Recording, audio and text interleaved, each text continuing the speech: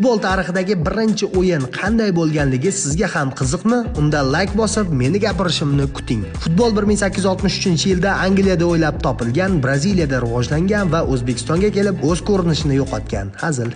Xullas 1872-yilda 30-noyabr kuni Shotlandiya va Angliya jamoalari o'rtasida birinchi futbol bahsi bo'lib o'tgan. O'yin kriketga mo'ljallangan stadionda o'tkazilgan va unga 4000 tomoshabin kirgan. Bilet narxi esa o'zbek so'mida 800 so'm bo'lgan. Yubkali shotlandlar 2 markaziy himoyachi, 2 yarim himoyachi va 6 hujumchi bilan o'ynaydi bahsda. Inglizlar bo'lsa hujumkorroq sxema tanlashdi. 1-1-8, 1 himoyachi, 8 hujumchi. Bahs yakunida esa hisob ochilmagan. 0-0 teshik kulcha. Shunaqa gaplar do'stlar, futbolni tushunmaydigan do'stingizga videoni yuborib qo'yib azoblash esdan chiqmasin. Aytgancha, agar video 10 ta komment va kimni kommenti eng ko'p like to'plasa, o'shani qorniga siqquncha haq beraman.